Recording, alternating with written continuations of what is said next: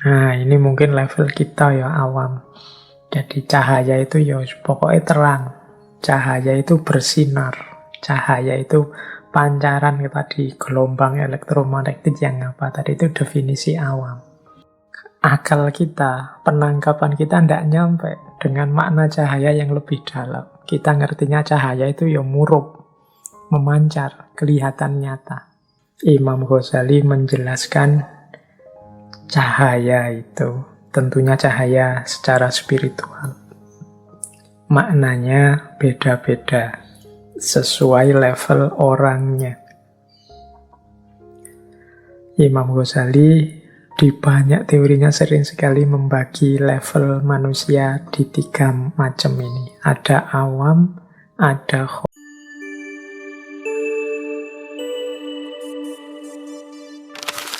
Assalamualaikum warahmatullahi wabarakatuh. Bismillahirrahmanirrahim.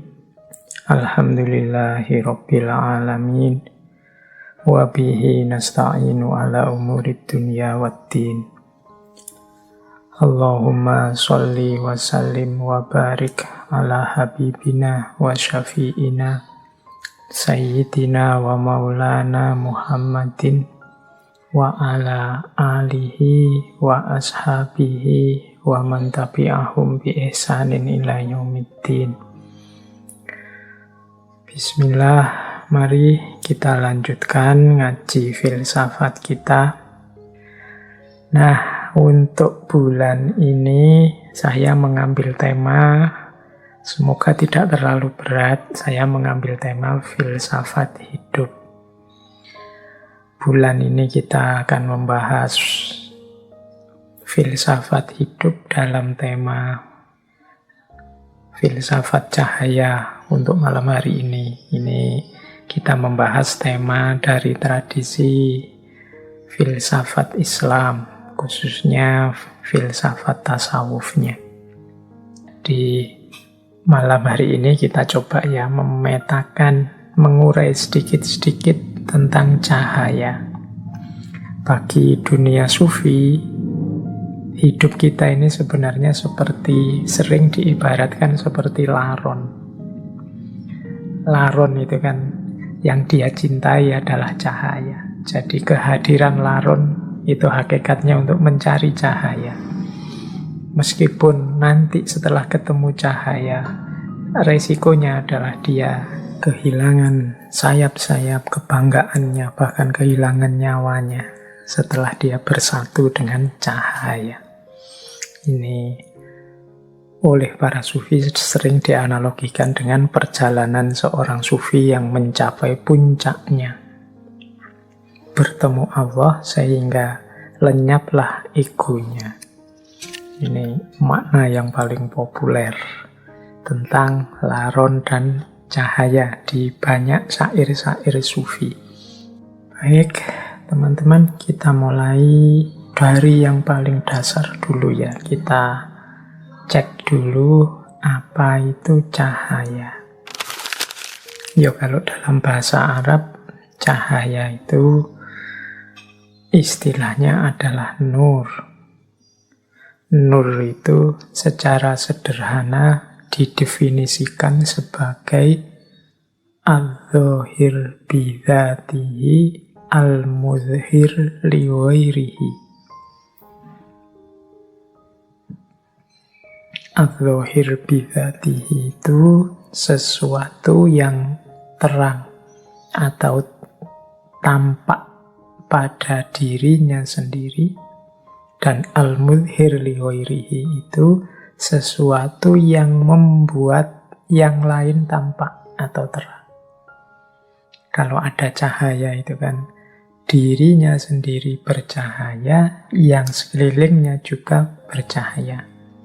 Lampu misalnya, lampunya sendiri itu kan terang, bercahaya. Itu namanya al-dhahir. Yang sekelilingnya akhirnya juga ikut kelihatan karena ada cahaya tadi. Itulah al-muzhir. Jadi ada al-dhahir, ada al-muzhir. Itulah dua karakternya cahaya. Nah, jangan lupa istilah nur ini kalau dalam bahasa Arab dekat dengan istilah nar. Satu akar dengan istilah nar. Kalau nur konotasinya positif. Tapi kalau nar konotasinya negatif. Nur itu cahaya, nar itu api. Kalau nur itu maknanya fokus pada karakter yang menerangi, sementara nar fokus pada panasnya yang menghanguskan, menghancurkan. Jadi yang satu mencerahkan, menerangi, yang satu membakar, menghancurkan. Dari akar kata yang sama. Yang satu kita sering mengasosiasikannya sebagai asal-usulnya malaikat, sementara yang satu adalah asal-usulnya iblis. Malaikat kita sering menyebutnya terbuat dari nur, kalau iblis terbuat dari nar. Dari bahan yang sama. Nur dan nar, dari akar kata yang sama. Makanya ada riwayat yang menyatakan iblis itu awalnya termasuk kelompoknya malaikat. Nah ini silahkan teman-teman yang tertarik bisa dikaji secara etimologis, bisa digali kedekatan maknanya secara semantik, semiotik antara nur dan nar. Kapan cahaya bisa berubah jadi nar, jadi api. Padahal harusnya cahaya itu menerangi, tapi dalam kondisi tertentu dia akan berubah jadi nar. Dari nur menjadi nar, atau bagaimana kita mengolah dimensi nar dalam diri kita berbuah jadi nur. Ini filosofinya bisa digali tersendiri. Jarak antara nur dan nar. Nah, kalau teman-teman tekun menggali dalam Al-Quran, ada banyak sekali ayat-ayat yang menggunakan kata nur juga nar. Tapi nanti jumlah kata-kata nur itu jauh lebih sedikit daripada jumlah kata nar. Silahkan teman-teman nanti meneliti ya. Aspek semiotiknya, aspek kebahasaannya. Kita tidak akan terlalu panjang sibuk di situ. Kita masuk lebih dalam tentang hakikat maknanya nur atau cahaya dalam kehidupan kita. Baik, kita gali pelan-pelan. Apa sih yang dimaksud nur atau cahaya? Tentunya ya tidak persis sama dengan yang dijelaskan dalam fisika. Jadi istilah-istilah cahaya itu baik dalam Al-Quran, dalam hadis, atau dalam wacana-wacana tasawuf, itu kan jenisnya metafor. Jadi memaknainya tidak bisa letterlek, tidak bisa dibayangkan langsung seperti lampu, dibayangkan langsung seperti senter, gitu, enggak. Tapi dia metafor. Secara umum, kata nur itu adalah metafor bagi cahayanya Allah atau hidayah. Maka nanti banyak ayat-ayat dalam Al-Quran itu ketika menggunakan istilah nur, itu maknanya macam-macam. Karena hidayah Allah pada manusia itu bentuknya bisa macam-macam. Saya tidak membacakan satu demi satu ayatnya. Ya saya kasih contoh, misalnya surat Al-Baqarah ayat 257. Allahu waliyul ladzina amanu yukhrijuhum minadh-dhulumati ilan nur. Allah adalah penolongnya orang-orang yang beriman yang mengeluarkan mereka dari kegelapan menuju cahaya. Nah, ini kan dari kegelapan menuju cahaya itu bukan kok terus dari tidak ada lampu nyari yang ada lampunya, tapi dari kebingungan-kebingungan hidup, dari tidak adanya sandaran, dari kehilangan rujukan kebenaran menuju cahaya. Berarti cahaya ini bisa dimaknai sebagai hidayah. Jadi petunjuk dari Allah. Allah yang mengeluarkan mereka dari kegelapan menuju cahaya.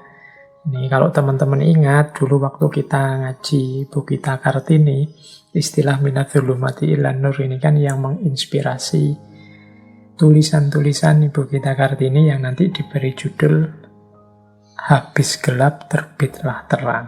Nah, itu makna dari minadzulumati ilan nur. Jadi ada banyak ayat-ayat cahaya yang secara umum artinya sebenarnya hidayah. Jadi hidayah itu berarti petunjuk dari Allah. Kita kan sering ya mendoakan teman kita dapat hidayah belakangan ini kalau ada orang yang menurut kita tidak karu-karuan, terus kita biasanya mengkritiknya dengan kalimat semoga engkau mendapat hidayah. Nah itu sebenarnya istilah hidayah itu sering digunakan metafor cahaya. Nah, metafor cahaya ini yang maknanya secara umum adalah hidayah, kalau dalam Al-Quran macam-macam bentuknya hidayahnya Allah kepada manusia. Di catatan saya, kata-kata nur itu bisa punya beberapa arti yang semuanya konotasinya hidayah. Yang pertama di catatan saya, nur itu artinya ya Allah. Jadi termasuk dari ayat yang sangat populer tentang cahaya, yang Allahu nurus samawati wal ard. Jadi Allah adalah cahaya langit dan bumi. Jadi Allah lah yang memberi hidayah pada kita, yang memberi petunjuk kepada kita, justru Allah sendiri. Jadi maknanya ada kalanya cahaya itu ya Allah. Ada kalanya cahaya itu Rasulullah. Jadi petunjuk yang bisa kita ikuti antara lain ya Rasulullah. Bahkan dalam dunia tasawuf, teman-teman mungkin masih ingat dulu kita mengkaji Ibnu Arabi, mengkaji tokoh-tokoh sufi yang falsafi, itu ada istilah Nur Muhammad. Cahaya Muhammad. Nah ini kehadiran Rasulullah saja itu sudah merupakan hidayah yang luar biasa bagi manusia. Apalagi tuntunan-tuntunan beliau, baik melalui Al-Quran maupun melalui hadis. Jadi yang kedua, maknanya nur atau yang dalam makna metafor hidayah itu ya Rasulullah sendiri. Yang ketiga, nur itu adalah Al-Quran. Jadi Al-Quran lah yang menjadi petunjuk, yang menjadi hidayah bagi kita. Yang ketiga, banyak ayat-ayat yang secara letterlek menyebut bahwa Al-Quran adalah cahaya. Misalnya surat An-Nisa ayat 174. Ya ayuhan nasu qad ja'akum burhanum mir rabbikum wa anzalna ilaikum nuram mubina. Nah, wahai manusia, sesungguhnya telah datang padamu bukti-bukti dari Tuhanmu dan telah kami turunkan padamu nuram mubina. Ini oleh para mufasir banyak diartikan sebagai Al-Quran. Jadi nur di situ maknanya Al-Quran. Ada kalanya juga nur itu berarti keimanan. Keimanan ini kan anugerah Allah pada kita. Itu juga hidayah. Jadi minadzulumati ilan nur itu ada yang menerjemahkan ya dari kekufuran menuju keimanan. Maka hidayah atau cahaya itu bisa maksudnya adalah keimanan. Ada pula yang bisa dimaknai sebagai kebenaran. Ya, Ya semua yang di atas tadi hakikatnya sebenarnya juga kebenaran. Keimanan itu ya kebenaran, Al-Quran itu kebenaran, Allah, Rasulullah itu kebenaran. Tapi ada juga yang spesifik, maknanya lebih pas. Ayat-ayat tentang cahaya itu kita maknai sebagai kebenaran. Kemudian yang keenam, ada kalanya juga nur itu bisa kita artikan sebagai ilmu. Jadi teman-teman mungkin masih ingat ya, ketika kita mengkaji Imam Syafi'i, kemudian ada istilah bi'annal ilma nurun. Ketahuilah bahwasanya sesungguhnya ilmu itu adalah cahaya. Ini ketika Imam Syafi'i mengadu pada Imam Waqi'.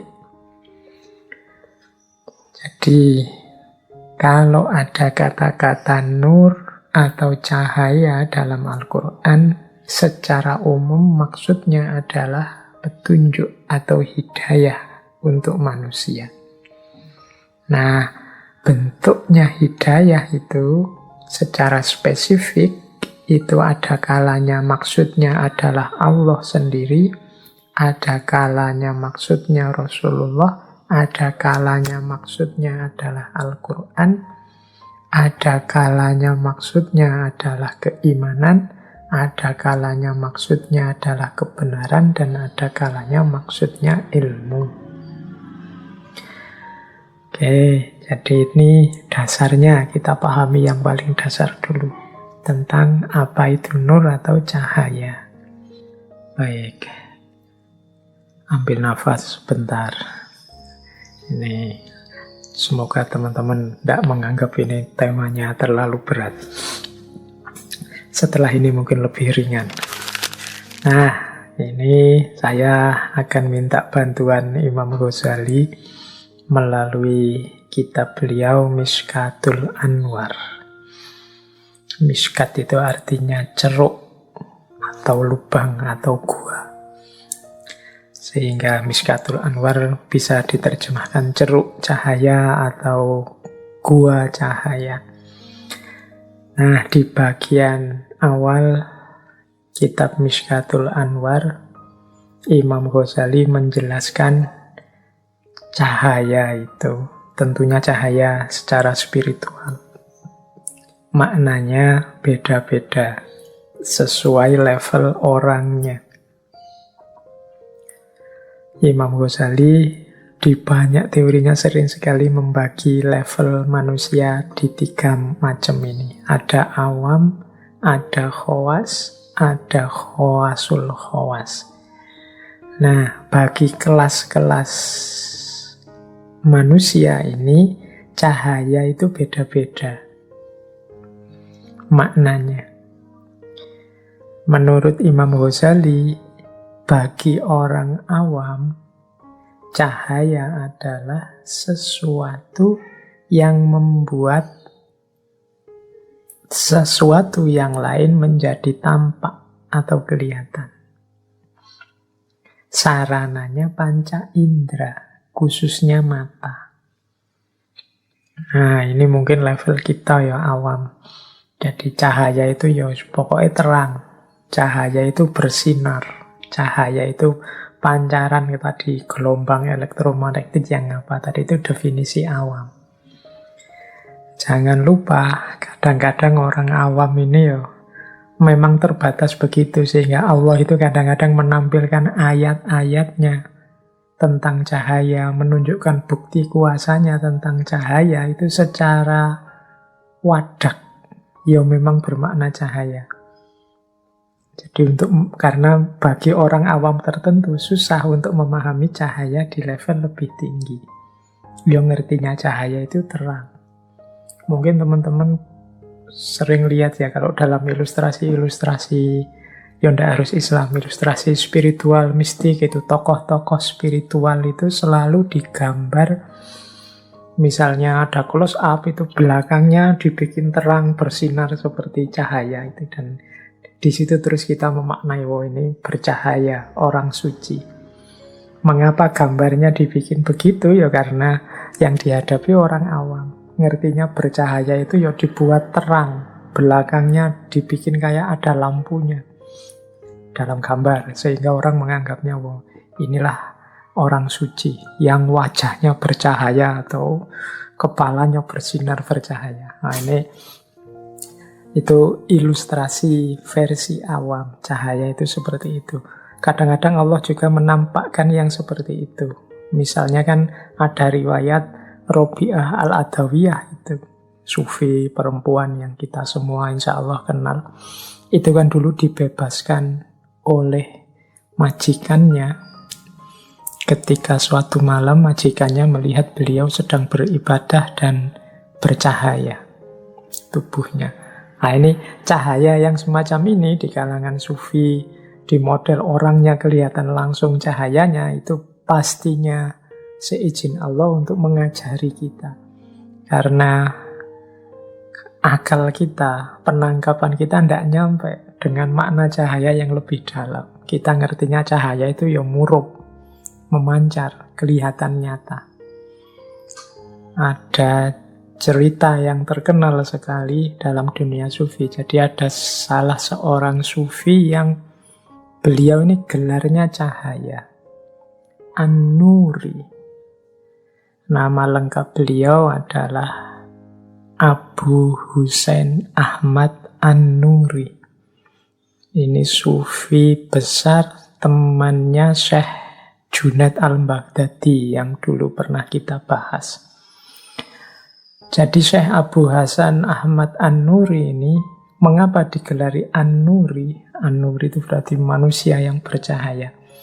Karena ada riwayat beliau ini kalau bicara, misalnya ruangannya gelap, sehingga tidak kelihatan apa-apa, dari mulutnya keluar cahaya, sehingga satu ruangan terus terang benderang. Mungkin pernah ada cerita beliau sedang berceramah atau memberi nasihat dan dalam gelap gulita, tapi dari mulut beliau keluar cahaya sehingga ruangannya jadi terang benderang. Ada riwayat begitu. Ada juga riwayat yang menyatakan ya beliau ini punya satu tempat khusus di tengah padang pasir untuk kholwat sepanjang malam. Nah, saat beliau kholwat ini di malam hari, tepat di atas tempat beliau kholwat itu memancar cahaya yang terang sekali. Oh, ini jadi dari dua pengalaman itu terus beliau digelari An-Nuri. Apa kalau tidak begitu beliau tidak dekat dengan Allah? Imam Abu Husain Ahmad ini, untuk siapa sih cahaya itu? Nah, kalau menggunakan teorinya Imam Ghazali tadi, cahaya yang memang wadak, kelihatan bercahaya, murub, itu sebenarnya untuk kita. Jadi itu bukti, itu mungkin ayat, itu mungkin petunjuk Allah untuk kita, untuk menunjukkan pada kita, untuk mengikuti kebaikan-kebaikan, mengikuti amal soleh, mengikuti beliau, para kekasihnya.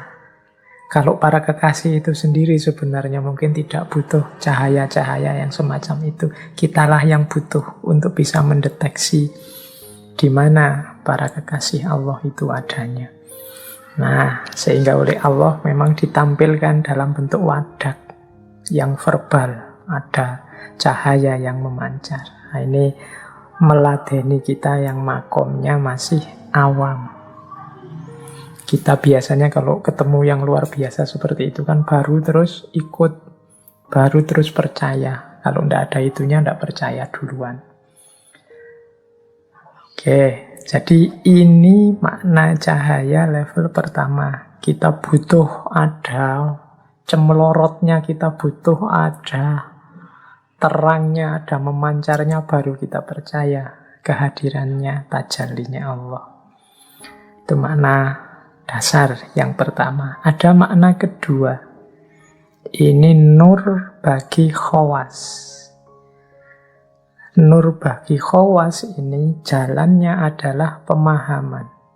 Sarananya akal. Jadi ini menangkap kebenaran, menangkap hidayah. Nur tadi kan maknanya hidayah. Menangkap petunjuknya Allah dengan jalan akal.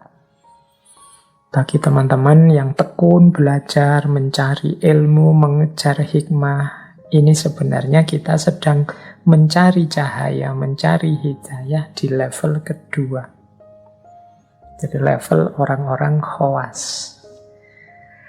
Ya saya tidak berani bilang bahwa kita ini ada di makom khawas. Ya kita ini makomnya masih awam, berusaha naik untuk ke makom khawas. Ya kita belajar ini sebenarnya semoga kita bisa naik levelnya sedikit ke makom khawas. Jadi memahami cahaya Allah lewat jalan akal, dengan jalan belajar, dengan jalan mencari guru, dengan jalan membaca kitab dan lain sebagainya. Nah ini kita sebenarnya sedang mengejar cahaya di level khawas. Sarananya akal. Apa bisa? Bisa. Jadi akal kita itu ya perangkat yang istimewa, yang dianugerahkan oleh Allah. Pastinya juga bisa mencapai dan menemukan kebenaran. Oke, kalau ini level kedua. Ada level ketiga, yaitu makom khawasul khawas. Makom khawasul khawas ini kesannya yang kita pahami selama ini, kalau versinya Imam Ghazali selalu makom para kekasih Allah, orang-orang yang dekat dengan Allah. Nah, ini adalah orang yang menemukan cahaya lewat jalur sufi saat mereka mengalami kasyaf. Sarananya adalah kebebasan. Bebasnya akal dari khayalan, dari waham, dari pandangan-pandangan yang duniawi dan lain sebagainya. Jadi jiwanya bersih, isinya hanya Allah saja, maka dia bisa memantulkan cahayanya Allah dengan sempurna. Kalau ini namanya nur bagi khawasul khawas. Ini makom yang tinggi para kekasih Allah. Jadi cahaya itu ada nur di level awam, ada nur di level khawas, ada nur di level khawasul khawas. Ini bisa dibahas di Mishkatul Anwar. Nah, saya lanjutkan. Ini sedikit melanjutkan ke Mishkatul Anwar. Menurut Imam Ghazali, hadirnya cahaya itu berdialektika dengan tiga hal dalam hidup kita. Jadi hidup kita ini kalau ingin utuh dan benar orientasinya, arahnya tidak sesat, itu butuh tiga komponen. Yang pertama az-zuhur, yang kedua al-ain, dan yang ketiga an-nur. Ini kalau kita terjemahkan letterleknya dulu sebelum masuk ke makna yang lebih dalam. Al-ain itu mata, an-nur itu cahaya, az-zuhur itu sesuatu yang tampak atau barangnya. Mudahnya begini. Misalnya sekarang saya melihat HP. HP-nya harus ada, mata saya sehat, dan harus ada cahaya. HP-nya sendiri itu az-zuhur, mata saya yang sehat al-ain, kemudian an-nur itu cahaya. Harus ada tiga komponen ini baru saya bisa memahami dengan benar adanya HP di depan saya ini. HP-nya ada, matanya sehat, tapi cahaya tidak ada, maka tidak ada gunanya mata dan HP tadi, wong tidak kelihatan. Ini kalau saya tarik ke makna yang lebih dalam, akalnya sehat, kebenaran kenyataannya ada, tapi hidayah dan petunjuknya Allah tidak masuk, ya kita tidak akan menemukan kebenaran itu. Kita tidak akan melihat kebenaran itu. Jadi manusianya yang melihat harus sehat, ada cahaya sehingga kebenaran bisa terlihat.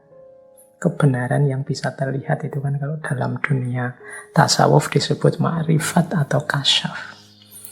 Jadi ini 3 komponen yang berhubungan dengan cahaya dalam kehidupan kita. Al-ain, an-nur, az-zuhur.